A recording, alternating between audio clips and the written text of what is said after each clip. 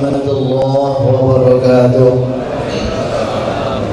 Alhamdulillah wassalatu wassalamu ala Rasulillah wa ala alihi wa sahbihi wa mawalah. Asyhadu an la ilaha illallah wahdahu la syarika lah wa asyhadu anna Muhammadan abduhu wa rasuluh la nabiyya ba'da amma ba'du. Yang kami hormati Bapak Ustaz Dr. Haji Zulhijjah Rais LCM, yang kami hormati Ketua Majelis Dakwah Islamiyah Kota Demak Bapak Haji Abdulagan Desa FSC, yang kami hormati Bapak Kabak Kesra atau yang mewakili Bapak Haji, Ibu Haji, Bapak-bapak Ibu jamaah rahimahullah.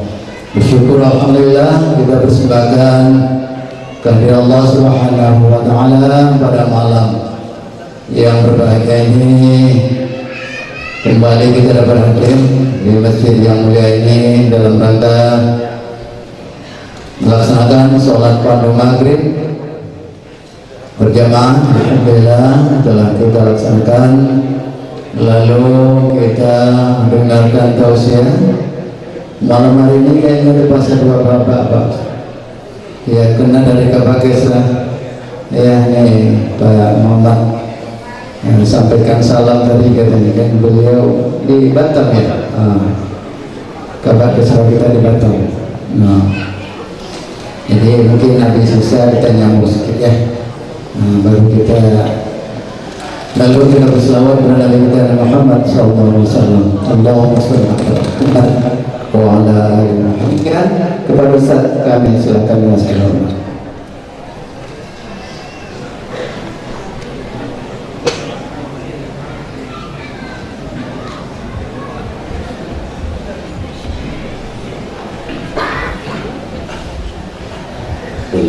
Assalamualaikum warahmatullahi wabarakatuh. Alhamdulillahilladzi ni'matihi tatimmatus shalihat wa usalli wa usallim ala sayyidis sadat nabiyina wa habibina Muhammad sallallahu alaihi wasallam ila yaumil mi'ad. Subhanaka la ilma lana illa ma 'allamtana innaka antal alimul hakim. Rabbi yassir wa la tu'assir ya Rabbi tammim bil khair. Para alim ulama, cerdik pandai, hadirin wal hadirat, tokoh pemuda, tokoh masyarakat,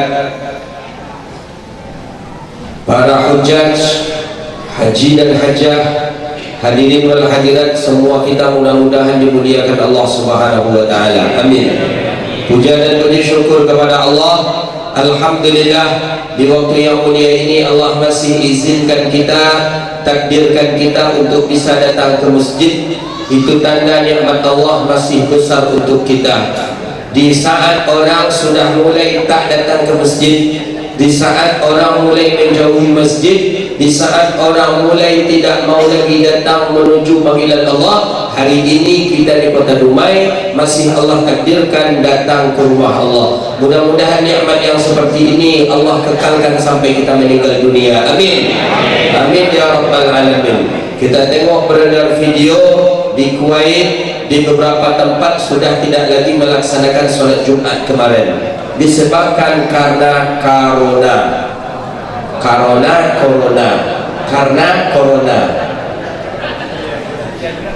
Kita bermohon kepada Allah, mudah-mudahan negeri kita Allah selamatkan dari corona. Amin.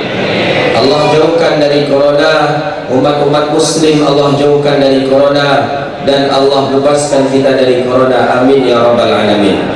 Salawat dan salam ke Nabi yang agung, Nabi yang mulia, Rasulullah Muhammad sallallahu alaihi wasallam. Allahumma salli wa sallim ala sayyidina wa nabiyina Muhammadin wa ala alihi wa sahbihi ajma'in. Bapak Ibu yang dirahmati Allah, saya ingin mengkongsikan satu buah hadis Nabi.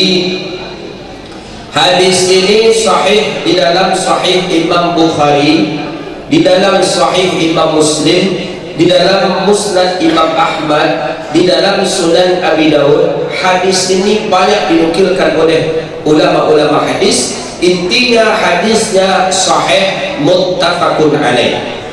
Hadis riwayat daripada Abi Hurairah. Hadis ini boleh nanti kita jadikan pelajaran bandingan dengan masalah corona hari ini. Nanti akan nampak ini. Karena hari ini orang sudah mulai meninggalkan agama karena takut virus. Hadis ini jelas nanti sarangnya virus malah. Kita nanti bisa kita memilah, tapi pelan-pelan kita memahami hadis ini. Kalau enggak nanti bahaya juga. Kaitan hadis nanti ada dengan hubungan yang dilakukan orang hari ini. Tak boleh lagi bersalaman berjabat tangan. Memang bahasanya tidak boleh, tapi secara tidak langsung sudah melarang. Apa bahasa daripada para petinggi kita? Diharapkan mencari jalan lain untuk tidak berjabat tangan. Itu bahasa lunak itu. Bahasa kasarnya jangan salamnya kawan. Itu bahasa kasarnya. Bahaya hari ini. Ada 6 item saya tengok panggilan pemberitahuan. Salah satunya adalah salam. Usahakan salam tidak berjabat tangan. Salat ke masjid pakai sejadah sendirian. Ini mulai menghilangkan nilai-nilai sosial mulai ini. Bersalaman tidak berjabat tangan ini sudah menyalahi sunnah dari sunnah Rasulullah SAW. Sehingga ada yang bersalaman siku dengan siku. Salam siku namanya. Padahal ada nama salam Pancasila, ini salam siku namanya. Ada pula salam kepal tangan dengan kepal tangan. Begini macam salam. Karena takut virus corona. Tapi ingat, ketika sunnah Nabi kita lecehkan, ketika sunnah Nabi kita tinggalkan, justru akan datang lagi corona yang lebih besar dari corona hari ini. Ketakutan kita kan virus, berkembangnya virus, beredarnya virus, semuanya solusinya sudah ada dalam Islam. Kita baca media cetak, kita baca media-media yang ada untuk agar terhindar dari corona. Pertama kali jelas itu, setelah melakukan kegiatan maka cucilah tangan. Itu pertama. Kami 14 abad yang lalu sudah melakukan ini. Setiap salat cuci tangan tak? Saking bersihnya Islam, pinggul kita mengeluarkan angin, awak dan terbantu tangan yang dibasuh. Kan tak masuk akal. Tapi ini dia virus. Kedua, jangan memperbanyak mengusap wajah kecuali setelah membasuh tangan. Islam basuh tangan dulu, setelah itu kumur-kumur, masukkan air ke dalam hidung, baru membasuh wajah. Sudah 14 abad kami melakukan yang baru orang sadar kalau itu termasuk untuk menghindarkan corona. Hari ini orang-orang non-muslim mulai giat belajar Islam. Islam rupanya agama bersih, Islam rupanya agama yang indah. Loh, umat Islam hari ini sendiri banyak yang tidak mengamalkan sunnah Rasulullah SAW. Parah ketakutan orang hari ini, Pak, Bu. Itu belum Dajjal turun lagi. Belum Dajjal turun lagi, orang sudah banyak meninggalkan masjid, sudah banyak orang meninggalkan agama. Apalagi kalau Dajjal yang turun. Na'udzubillah, na'udzubillah. Berlindunglah kita kepada Allah Subhanahu wa taala daripada pemahaman-pemahaman seperti ini. Solusinya Islam. Islam solusinya. Jadi tangan tadi dengan virus kan kita setelah pejabat ketika nak salat nanti lagi cuci tangan lagi. Nah, tidak pun kita salat pun kita mau cuci tangan. Maka solusi Islam, ada virus, baru kita masuk ke hadis. Saya coba membacakan hadis tadi. Hadis ini sahih, hadis muttafaqun alaih, hadis riwayat daripada Abi Hurairah radhiyallahu taala anhu. Apa bunyi hadis? Qala Nabi sallallahu alaihi wasallam, kata Nabi, "Idza waqa'a az-zubab fi ina'i ahadikum falyaghmisha fa inna ahada janahi alaihi dawa, qaulun akhar syifa. Apabila masuk lalau ke dalam minumanmu, kata Rasulullah, falyarmisha. Hadis ini sahih. Ingat, hadis ini sahih, bukan hadis lemah. Dalam Sahih Bukhari, Sahih Muslim. Falyarmisha, tenggelamkan dia, biar dia ke atas. Kata Nabi, fa inna ahada janahaihi dawa, bahwa sesungguhnya salah satu daripada sayapnya adalah obat. Nabi tahu itu obat dari salah satu sayap nyamuk, sayap lalat tadi dari mana? Pasti dari Jibril. Jibril dari mana? Dari wahyu Allah. Wa ma yantiqu 'anil hawa in huwa illa wahyun yuha. Tak tahukah Nabi lalat ni sumber virus? Lalat tempat yang kotor. Belum ada sejarahnya lalat menghinggapi madu, belum ada. Yang dihinggapi dari lalat tahu sampah, kotoran. Ini lalat masuk ke dalam air. Tak boleh kita membuang air. Diajarkan cara oleh Rasulullah sallallahu alaihi wasallam. Maka dalam hadis, idza waqa'a zubabah, apabila jatuh zubab bahasa Arab. Kalau bahasa Indonesianya lalat, kalau bahasa Inggrisnya langau. Kalau ada yang tak paham tu langau dia parah. Parah pada Inggris dia. Langau kan bahasa dunia. Langau dia bahasa Inggris pula langau kan. Ayah belum mencarinya. Apa langau tu sedang tu lah. Masuk ke dalam gelas, masuk ke dalam makanan. Tak boleh makanan dibuang menurut ulama. Mubazir. Diminum langsung pun tak boleh, ada racun. Lalat mengandung racun, tak boleh. Karena salah satu sayapnya, yang satunya racun, yang satunya obat. Tak boleh langsung diminum. Islam mengatakan itu, syariat fikih mengatakan jatuh langau tak boleh air dibuang, tak boleh pula langsung diminum. Jadi caranya bagaimana? Falyarmisha, benamkanlah lalat tadi dengan jarimu, benamkanlah dia dengan jari kita, kata Nabi. Kenapa? Fa inna ahada janaihi, bahwa sesungguhnya daripada dua sayapnya ada obat, ada penawar. Maka itulah yang dilakukan oleh Rasulullah. Ketika ia ditenggelamkan memakai jari, biar dia sendiri muncul ke atas, barulah lalatnya dibuang dan minumlah airnya. Tidak ada bakteri lagi Ustaz, tidak ada bakteri lagi, tidak ada racun lagi, tidak ada racun lagi. Pernah dicoba Ustaz, pernah dicek oleh ulama hadis di Mesir, oleh mufti Mesir ketika itu.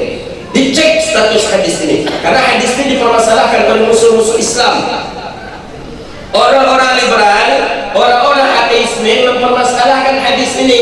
Ini Muhammad ini mengada-ngada, Muhammad kotor, dan jelas lalat kotor, ngapain diminum? Oh, ini hadis dalam Bukhari, sampai hadis dalam Bukhari pun dipermasalahkannya. Ini hadis dalam Bukhari, ini hadis dalam lemah ini, tak betul ini.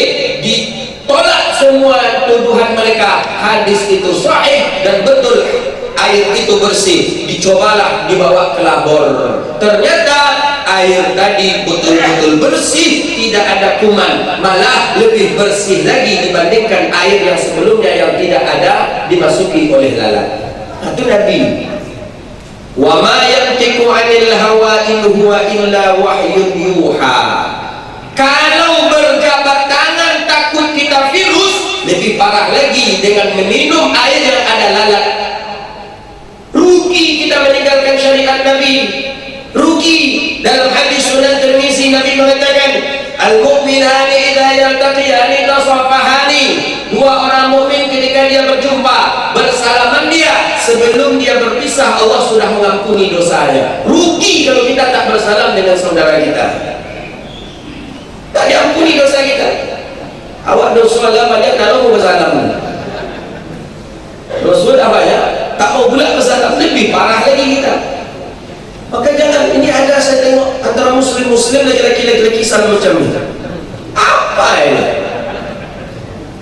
Salam macam ni. Itu yang di TV itu macam ni je. Salam, ambil tangan saudara, salam kita. Tasafahani, bermusafahah.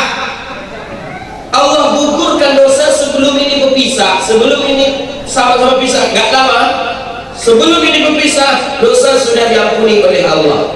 Coba bandingkan pelan-pelan. Yang jelas ada virusnya dijaga betul dalam syariat, apalagi yang belum tentu ada virus di tangan saudara kita. Kita dah buruk sangka ke kawan kita, dah buruk sangka kita, nak bersalah dengan kawan, tengok tu bersih juga enggak ini. Tapi kalau dia bersih jamin buruk sangka ke orang ini, suudzon tinggi, bahaya. Jadi maka oleh karena itu sunnah baginda Nabi, syariat baginda Nabi jangan tinggalkan. Itu hadis itu. Maka dalam hadis Bukhari itu sudah jelas betul, lalat ini sumber virus ini, sumber penyakit. Ternyata ada caranya, mesti dimenamkan. Tak boleh pula tak dimenamkan, masih ada racun itu. Masuk lalat, kita nampak ada lalat, langsung kita buang pakai sendok, air pun masih beracun. Itu sudah kita coba, pernah waktu kuliah di Mesir dulu mencoba mentesnya, masih dia. Nabi SAW mengatakan rendamkan dia, tenggelamkan dia pakai jari, tidak pula pakai sendok, pakai jari. Ini jari ini, itulah hebat jari ini, berbisa jari ini. Jari kita ini dahsyat Pak, jari ini luar biasa. Coba kita bandingkan, ambil nasi pakai sendok, yang satu nasi ambil pakai tangan, tidak pakai sendok. Mana yang lebih cepat basinya, yang pakai tangan apa pakai sendok? Pakai tangan. Mana yang tidak tahu berarti tidak pernah ambil nasi pakai sendok. Pakai tangan. Maka tangan ini bisa tangan kita nih. Maka menyapu mata itu tidak boleh dengan memakai jari. Dalam kitab Mukhtasar Abi Jamrah, Mukhtasar Sahih Bukhari, itu dijelaskan dalam hasyiahnya Sinwani, itu kalau bisa pakai punggung jari kita atau pakai samping punggung jari ini atau sampingnya begini. Jangan pakai bagian depan, jangan pakai bagian ini. Begitu dia, maka ditenggelamkan lalat tadi dengan jari kita, ditenggelamkan dia. Jangan ketika itu langsung diambil, jangan. Itu syariat. Dari mana Nabi tahu? Itu dari para malaikat. Malaikat daripada Allah. Wa ma yantiqu 'anil hawa in huwa illa wahyun yuha. Jadi Nabi itu bukan hawa nafsu dia bercakap, bukan apa seenak dia saja, tapi memang yuha, diwahyukan kepada beliau. Maka hari ini kalau ada orang yang mencoba ragu dengan sunnahnya Rasulullah, berarti justru kita mengundang bala daripada Allah Rabbul Jalla Jalaluhu. Jangan kita curiga, jangan kita sampai tidak mengamalkan sunnah Nabi walaupun di saat-saat yang seperti ini. Tengok syariat Nabi lagi. Mangga, kita punya mangga, kita kupas kulit mangga, kita iris mangga, ternyata ada ulat di dalamnya. Halalkah mangga ini? Halal. Bagaimana cara memakan mangga ini? Tak ada kaifiat, tak ada cara. Ambil, iris, makan. Ada ulatnya menjadi halal. Kenapa? Karena ulat masih di dalam. Ulat tidak dari luar. Berbeda hukum kalau ulat di luar. Kalau ulatnya dari luar, hukumnya haram, tak boleh dimakan. Tapi kalau ulat dari dalam dan ulat itu cuma bermain di dalam, tidak keluar, maka itu hukumnya halal. Dari mana syariat tahu ini halal? Karena wa ma yantiqu 'anil hawa in huwa illa wahyun yuha. Itu canggihnya Nabi SAW. Jadi kalau nampak mangga macam itu jangan dipisahkan pula. Ulatnya, ini mangga, makan ulat dulu baru mangga. Udah ulat, tetapi tidak haram loh. Dia ulat kalau dah berpisah dia haram lagi. Dia kalau dia bersama itu cabai, ulat cabai, makan cabainya sekali dengan ulatnya boleh. Yang tidak boleh tadi kalau dipisahkan, itu tak boleh.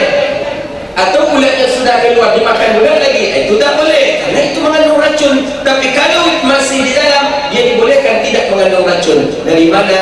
Itu syariat. Maka syariat kita jangan kita sepelekan. Saya kesal betul saya menengok, justru dengan kondisi seperti ini kita ditimpa bala wabah, masih ada kita yang jauh daripada Allah, yang menjauhkan diri dari sunnah syariatnya Rasulullah SAW. Rugi kita, rugi. Apa nak jadi apa kita? Sudah kita dapat musibah, dapat bala, dapat wabah, jauh daripada Nabi. Itu hadis pertama. Tengok hadis kedua juga hadisnya sahih. Saya ingin membawa kita lebih hubbun Nabi, mencintai Nabi SAW.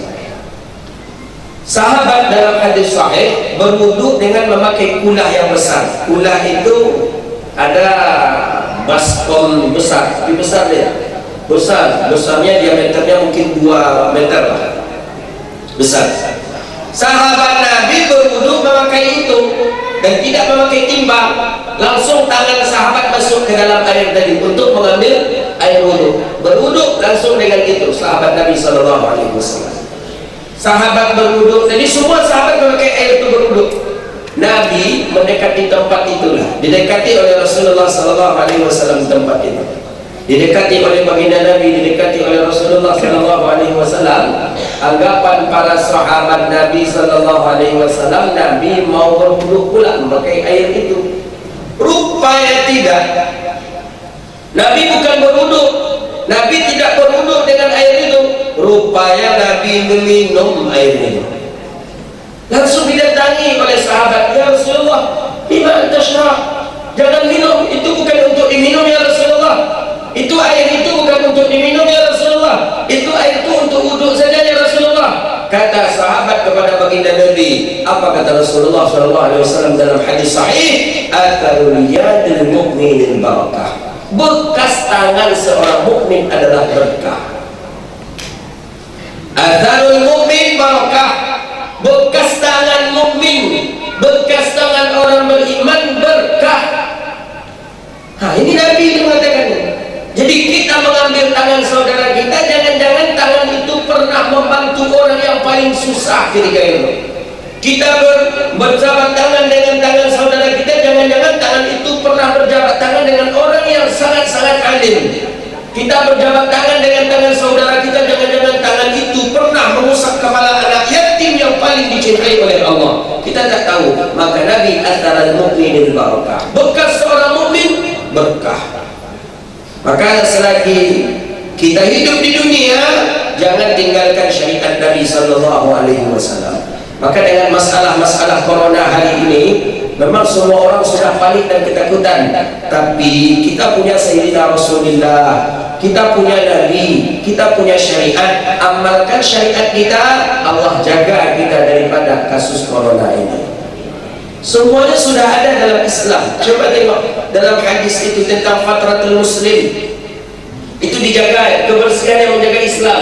Islam mulai dari makanan dijaga kebersihannya, pakaian dijaga, tempat tinggal dijaga, untuk diri kita saja dijaga dalam Islam. Maka hadis dalam Sahih Bukhari, Sahih Muslim juga, hadisnya ada 5 kesucian seorang muslim dibandingkan dengan agama lain. Membedakan muslim dengan orang Yahudi, membedakan muslim dengan Nasrani, 5 dia. Pertama, al-khitanani, khitan bahasa Arab, bahasa kitanya sunat Rasul. Yahudi tak sunat, Nasrani tak sunat, Muslim sunat. Siapa dia terapa-apa nak sunat? Tak ada kan? Cuba tunjuk tangan kalau ada. Itu kan bawa Islam. Sunat kita. Yahudi tak pakai sunat dia Pak. Sampai sekarang tak ada sunat dia. Disunat di kulfun, bahasa Arab kulfun. Di ujung kulit itulah sumber penyakit, dan bertahun-tahun penyakit itu ada di diri dia. Kita alhamdulillah walaupun terlambat tapi tetap dipotong. Kita terlambat Pak. Kita Indonesia baru anak disunat umur berapa? Anak kelas 4 SD, kelas 5. Orang Arab hari itu lahir langsung anak disunat. Orang Arab hari itu anak lahir langsung anak disunat. Dan bagus. Pertama karena masih kecil. Kedua kulitnya masih lunak.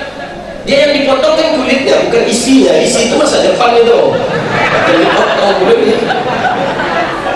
Ini kaji itu, jangan nanti balik dari sini kata Ustaz isinya dipotong bang katanya. Jangan. Isi itu masa depan, dia dipotong tuh kulit saja. Iya kan? Kok ragu bapak? Ada isi punya bapak dipotong? Tidak ada, kulitnya saja. Kulit itulah yang bernama kulfun.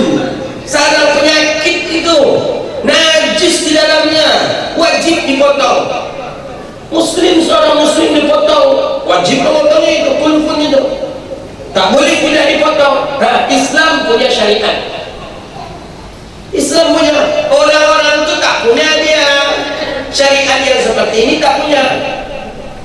Sumber penyakit, maka tak logik, tak masuk akal kalau hari ini dengan kasus corona ini justru lari kita daripada Allah. Tidak masuk akal.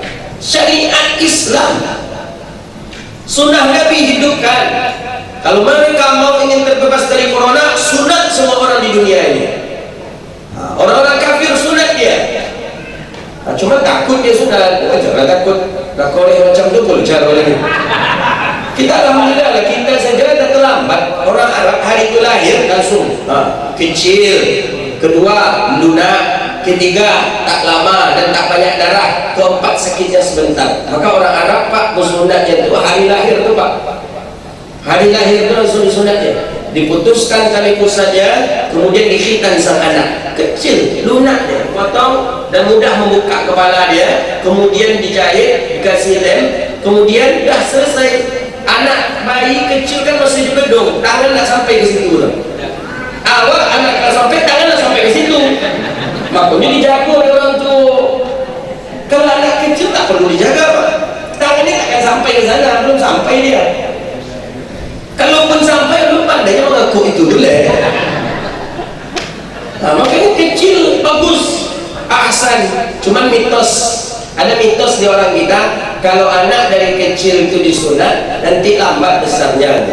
Kalau bahasa kaminya toncek nama. Tak tahu dah bahasa Inggrisnya mungkin itu kan. Toncek apa bahasa Indonesia? Toncek. Toncek itu toncek. Apa bahasa Indonesia? Telencet. Telencet. Telencet. Toncek. Paham kan? Lambat besarnya itu mitos. Oh ya, Bantul Bantat itu mitos itu tak ada ya. Mitos bukti orang Arab dari sejak kecil khitan badan besar-besarnya. Tengoklah badan orang Arab itu besar-besarnya. Yang membuat faktor besar badan itu bukan khitan, dimakan. Orang Arab makannya ya daging, makannya ikan. Maka badannya besar-besar dia. Orang Indonesia makan Indomie, country, nanti ikan asin itu taruh sekali-sekali. Jadi bagusnya memang dari kecil. Cuma kadang kita di daerah kita ini macam mana? Lebih sayangnya itu terlampau tingkat tinggi, sayang ke anak bayi. Jadi kasihan kita, bayi ini kecil dah sakit dia, kan itu kita pertimbangan kita, sehingga kita pun ingin menghitan anak. Kadang mintu tak setuju, kadang mama anak ini tak setuju. Ya walaupun punya awak anak, cuma dia punya mama, dia punya family, dia punya kakek, dia punya atuk, dia punya nenek. Kadang itu dia, tapi elok. Kalau ingin dikhitan, elok. Ketika kecil, elok anak itu dikhitan. Sehingga dari kecil dia tidak lagi ada najis di tubuhnya.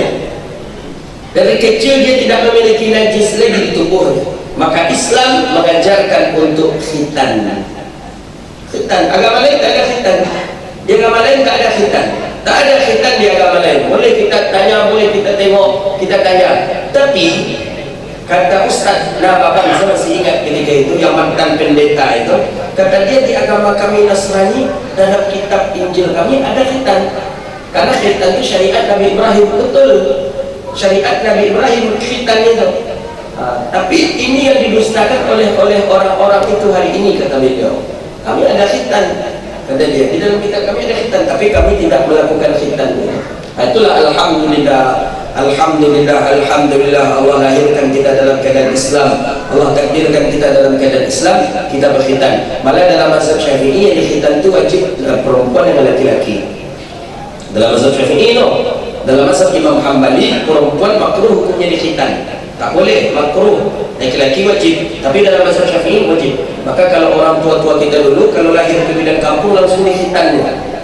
Kalau sekarang dokter melarang khitan, karena khitan itu bisa menyebabkan lemah syahwat perempuan ini. Orang tua-tua dulu suka lemah syahwat perempuan ni. Kenapa? Kalau kuat syahwatnya, kemana saja pergi perempuan itu. Maka banyak yang mengisi tempat-tempat maksiat karena dari kalangan mereka. Karena syahwat tadi, maka mufti Mesir itu menjelaskan itu. Apa penyebabnya Imam Ahmad bin Hanbal memakruhkan? Apa penyebabnya mazhab Syafi'i pun mewajibkan? Apalagi kalau perempuan itu memakai celana levis tadi. Dalam fatwa mufti ulama Azhar sudah ada mengenai masalah itu. Kalau perempuan tadi memakai celana jin yang sempit lagi, dan tambah pula kalau dia tidak berkhitan. Cuma beda kita laki-laki dengan perempuan berbeda. Laki-laki dengan muqatta'ah dipotong, perempuan dengan ditoreh saja. Apanya ditoreh Ustaz? Katanya ke dukun bidan kampung. Dan yang saya pertama. Kedua,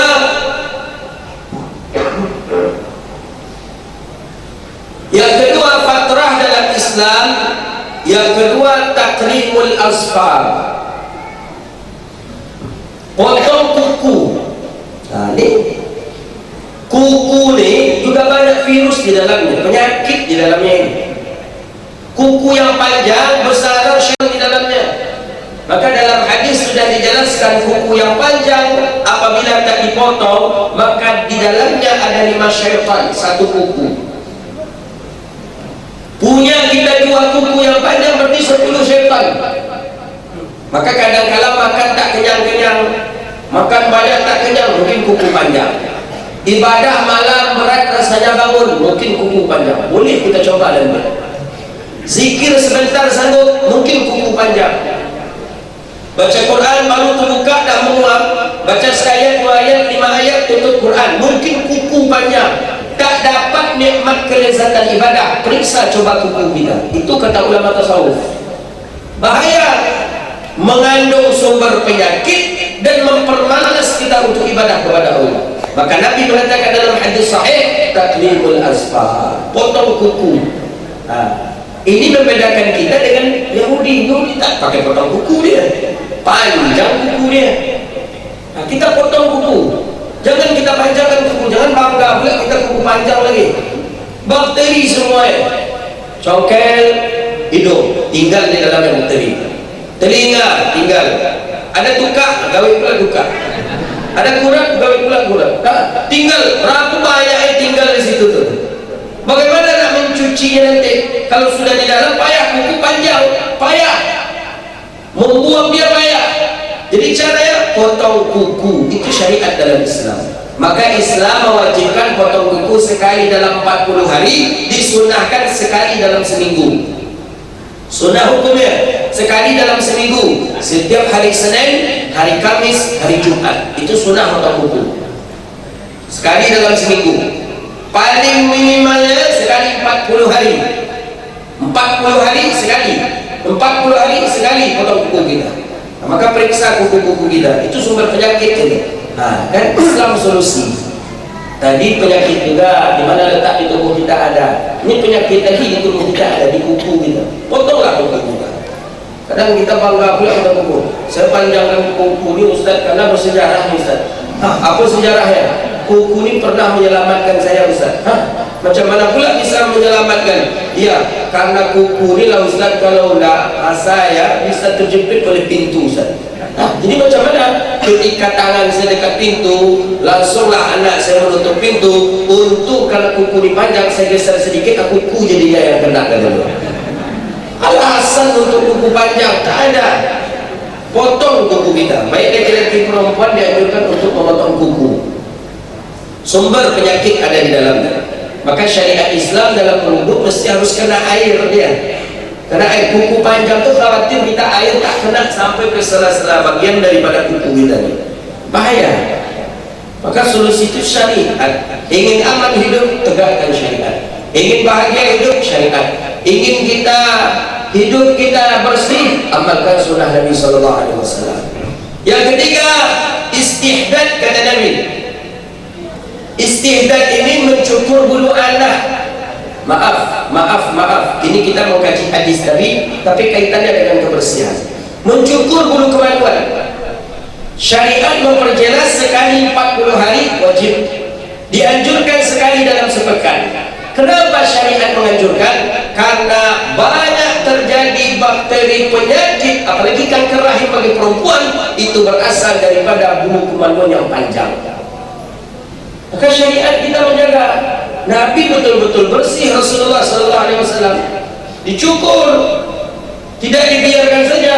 Orang-orang sana, mereka Yahudi Nasrani, ini dibiarkan mereka. Kita Muslim, syariat menganjurkan potong, cukur dia. Cukur jangan dicabut, dicabut gawat tu.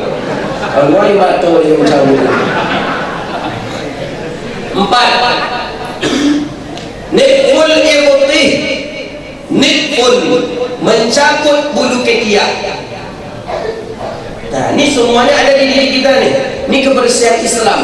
Kesucian seorang Muslim dibandingkan Yahudi Nasrani, kan itu awal hadis tadi. Yang keempat adalah nitful ibtih, mencabut bulu ketiak. Sudah di sana ada bakteri, kalau tak kita cabut. Kuman, bau badan itu berasal dari bulu ketiak. Maka Rasulullah SAW melarang sahabat yang berbau badannya untuk mendekat di masjid. Hatta yartasil, kata Rasulullah, sampai dia mandi dulu baru dekat di masjid. Mandi pakai parfum dekat di masjid, sehingga tidak mengganggu orang beribadah di dalam masjid. Kenapa bisa berbau badannya? Karena penyebab nitful ibtih, bulu ketiak yang panjang. Nah, ini syariat. Jadi kita ni kadang bangga pula bulu ketiak panjang. Mana tengok dulu orang panjang. Hebat, keriting pula lagi. Jangan. Wajib kita buang sekali 40 hari. Memang baginda Nabi nitful itu memang mencabut. Itu tandanya Nabi lunak daripada tubuh baginda Nabi. Nabi mencabut, dicabut oleh Rasulullah SAW. Saya pernah dulu waktu di Mesir. Waktu di Mesir dulu bertanya kepada Syekh kata saya, mencabut bulu ketiak ini sakit nih. Tak mungkin Syekh katanya. Jadi di kami cabut, kata beliau, di kami enggak, di kami memang dicabut, kata dia, tidak dicukur. Jadi cukur itu tak dapat sunnahnya cabut. Ada pakai sejenis krem, tak tahu kita apa jenisnya, seperti hembody itu, ditempelkan, dibiarkan beberapa menit, kemudian dicabut. Itu orang Arab punya dia, dan itu tak sakit. Kita krem itu yang tak ada yang tahu? Kalau ada yang tahu berarti sama-sama tidak pernah mencapai bulu ketiak lah. Kita main cukur saja, gunting. Oh, kalau sudah terbiasa tak sakit, itu dia.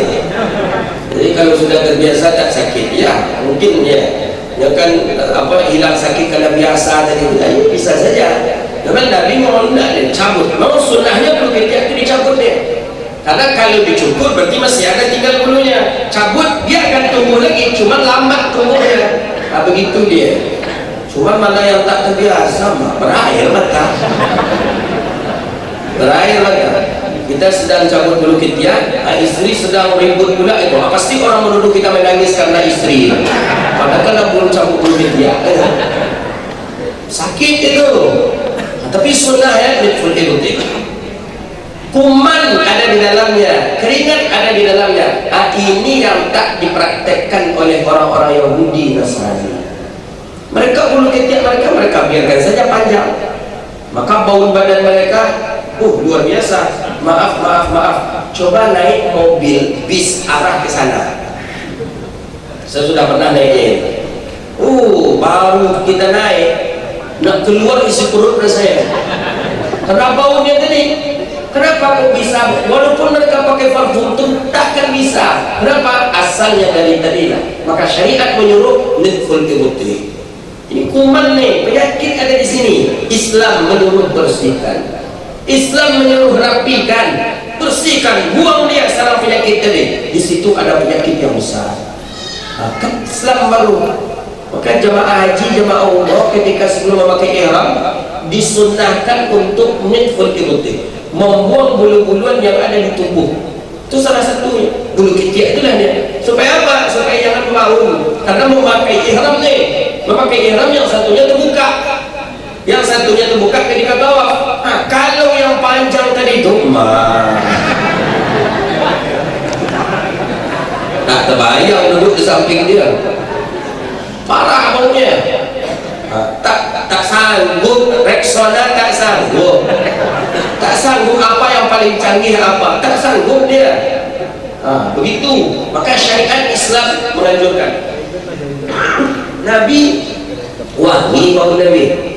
Dalam hadis sahih, siapa perempuan yang saya lupa nama perempuannya, yang bukan sahabat Nabi ketika tidur siang,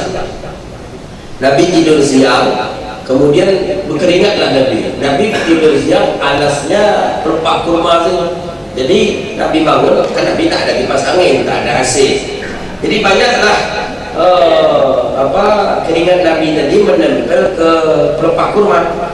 Diambillah oleh sahabat tadi keringat Nabi dengan kapas, dimasukkan ke dalam botol yang kecil, memakai kapas tadi. Setelah itu diletakkan, kemudian pergi. 2 minggu setelah itu Nabi nampak ada botol kecil. Botol apa ni, kata Rasulullah. Nabi tak tahu kalau itu adalah keringat beliau. Dibuka oleh Nabi botol tadi, mengeluarkan haruman yang harum sekali. Bayangkan dalam hadis itu dikatakan harumnya sampai tercium oleh seluruh penduduk Madinah. Memang Madinah dulu kecil, Madinah dulu seluas pelataran Masjid Nabawi sekarang itu Madinah dulu. Tapi parfum mana yang sanggup harumnya sejauh itu? Parfum mana? Siapa yang punya parfum yang sejauh itu bisa membaukan keringat Nabi? Kata Rasulullah, ini punya siapa? Datang sahabat yang mengumpulkan tadi, saya ya Rasulullah. Engkau beli parfum ini di mana? Kata Rasulullah. Engkau belinya di mana? Aku ingin, kata Rasulullah. Engkau dapat di mana? Tidak, saya dapat ya Rasulullah. Jadi beli di mana? Belikan saya, kata Rasulullah. Saya ingin, harum sekali, kata Rasulullah. Tidak ya Rasulullah, saya pun tak beli, saya tak dapat di mana-mana. Jadi ini dari mana kau dapat? Kata dia, hadza min ariqika syarif ya Rasulullah. Ini adalah keringat engkau ya Rasulullah. Hadis itu sahih.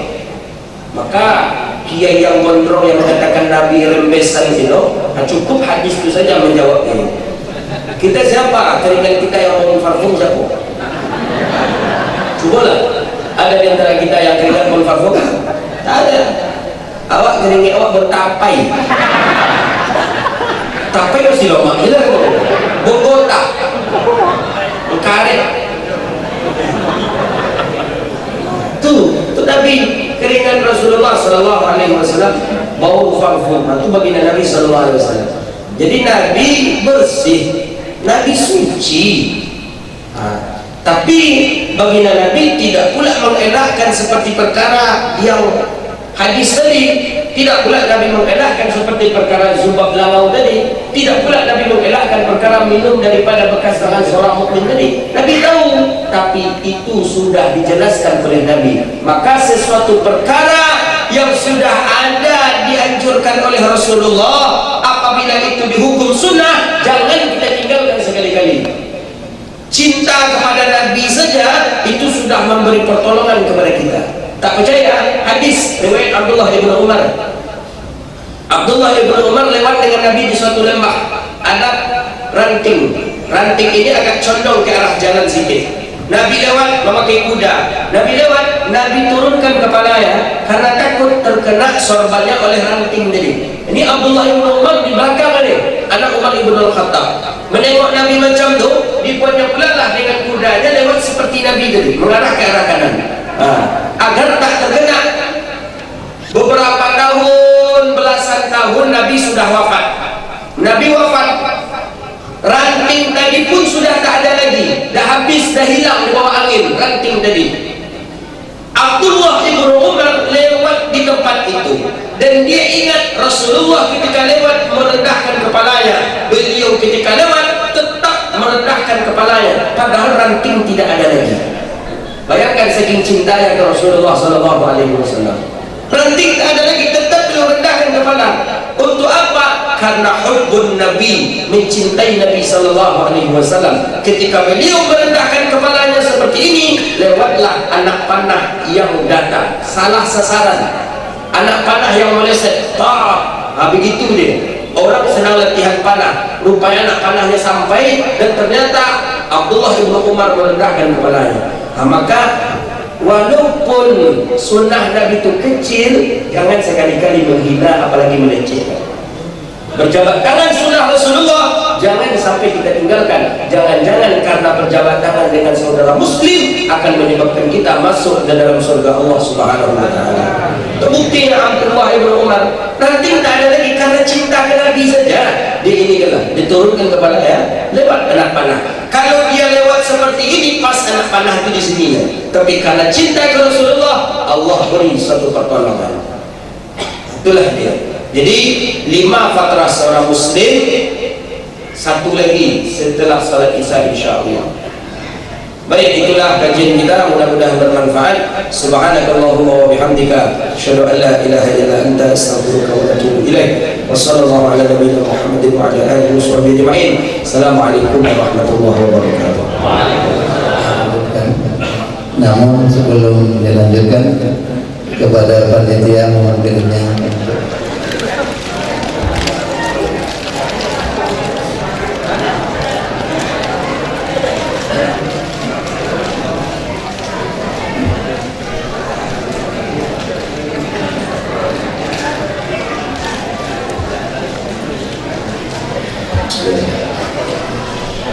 Assalamualaikum warahmatullahi wabarakatuh. Alhamdulillah wassalatu wassalamu ala Rasulillah sayyidina wa nabiyina wa habibina Muhammadin ibn Abdillah wa ala alihi wa sahbihi wa mawalah wa la hawla wa la quwwata illa billah. Bapak Ibu yang dirahmati Allah, hadis tadi, 2 hadis yang kita baca, pertama riwayat Abi Hurairah, kedua juga riwayat Abi Hurairah dalam Sahih Bukhari Muslim, yang kedua juga Sahih Bukhari dan Muslim. Hadis pertama tentang lalat, hadis kedua ada 5 kesucian seorang muslim. Sucinya muslim dibandingkan dengan kafir ada 5-nya. 4 yang sudah kita baca, tinggal 1. Coba kita ulang balik yang 4 tadi. Pertama khitan, kedua potong kuku, ketiga cukur bulu kemaluan, keempat ketiak, yang kelima qassus syarib, merapikan kumis. Kumis ini beda Yahudi dengan Muslim di kumis. Orang Yahudi kumisnya tebal dan panjang, jarang dia cukur, sehingga pembeli banyak. Kalau dia makan, dipastikan makanan yang masuk ke dalam mulutnya itu terkena oleh kumisnya. Jelas itu bakteri tadi. Makan kue kena, makan nasi kena, makan. Sehingga kalau dia setelah selesai makan, kumisnya ini pun banyak makanan yang melengket di kumisnya. Ini mengandung bakteri, ini mengandung penyakit. Maka Islam jelas agama yang nazif. Maka ciri seorang muslim adalah lihyatihi wa qassus syaribihi. Dia memanjangkan jenggotnya, kemudian menggunting, mencukur daripada kumisnya. Itu muslim. Itu muslim. Jadi yang punya jenggot, jaga jenggot. Yang punya kumis, potong kumis tidak. Jangan sampai berjenggot tidak, berkumis lebih panjang. Nah, ini menyalahi Yahudi ini. Menyalahi ini pas seperti Yahudi. Kumis saja yang ada, jenggotnya tak ada, padahal dia mestinya berjenggot. Itu sunnah Nabi Sallallahu Alaihi Wasallam. Jenggot bagian daripada sunnah Rasulullah Sallallahu Alaihi Wasallam. Salah satu yang dibanggakan oleh Nabi, orang yang menghidupkan sunnah Nabi. Di antara sunnah Nabi adalah jenggot. Cuma jenggot ini kita rapikan. Ya, kita rapikan, kita bersihkan jenggot kita rapikan. Jangan di sini tumbuh pula dia, di sini tumbuh pula dia, di sini tumbuh pula. Sehingga payah membedakan antara dia dengan yang di kebun binatang. Sunnah berjenggot rapi, Nabi rapi, jenggot Rasulullah rapi, dan Rasulullah Sallallahu Alaihi Wasallam indah apabila kita pandang. Nabi indah apabila kita lihat, dan memang laki-laki itu dianjurkan dia memiliki jenggot. Maka ada satu untaian orang Arab, idza arafta, apabila engkau ingin mengetahui minal ajmali min rijalik, apabila engkau ingin mengetahui daripada sisi laki-laki yang ganteng dan gagah, fanzur fi lihyatih, maka pandanglah jenggotnya. Jadi kalau laki-laki yang berjenggot itu memang agak tampan dibandingkan yang tak berjenggot. Itu kata orang yang berjenggot. Kata orang berjenggot, kata orang yang tak berjenggot tentu lebih tampan pula orang yang tak berjenggot dibandingkan yang berjenggot. Tapi intinya jenggot adalah sunnah Nabi.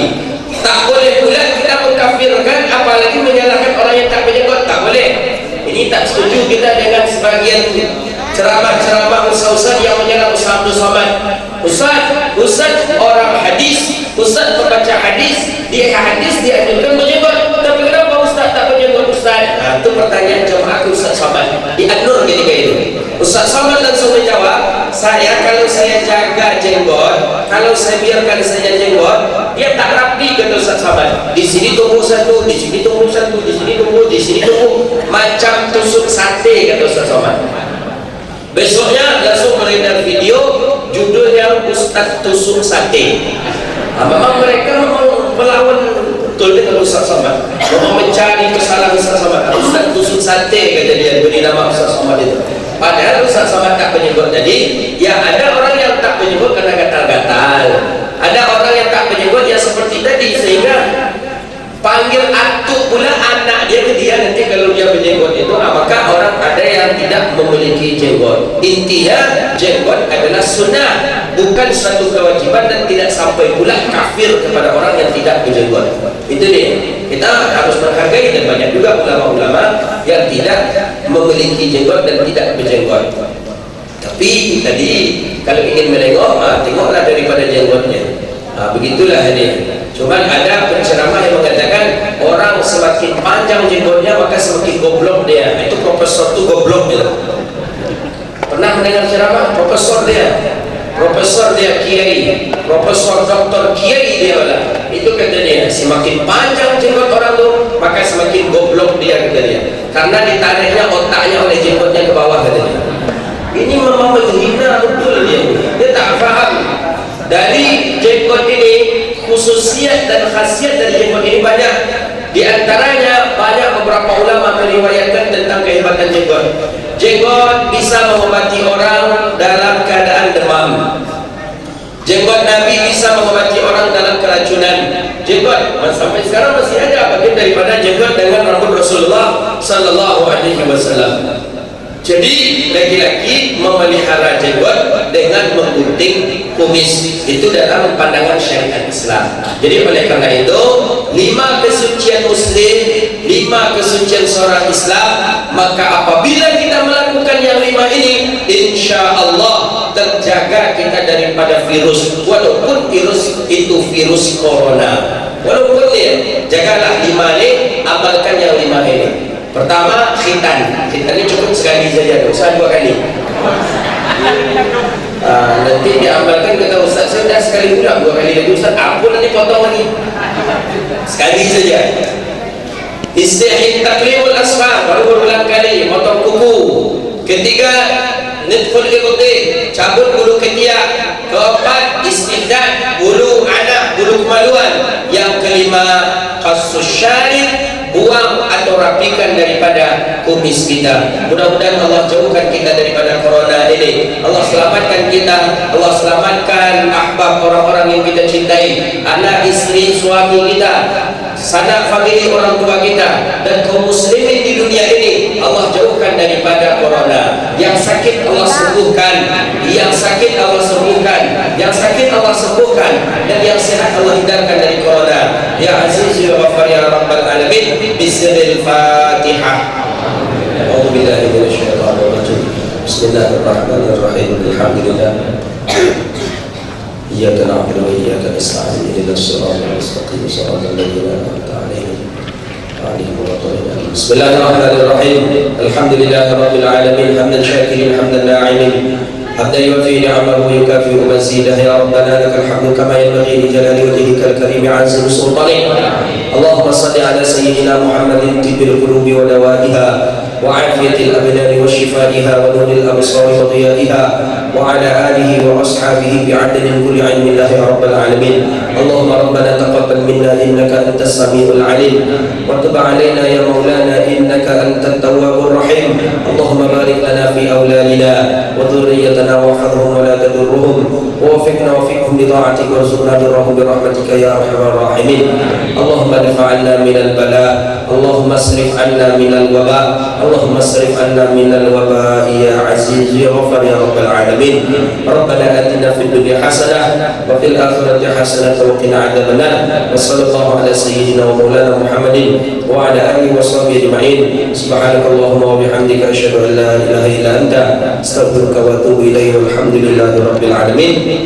Mohon maaf atas segala kesalahan dan kekurangan. Terima kasih atas segala perhatian. Wabillahi taufiq wal hidayah wa ridha wal inayah. Assalamualaikum warahmatullahi wabarakatuh.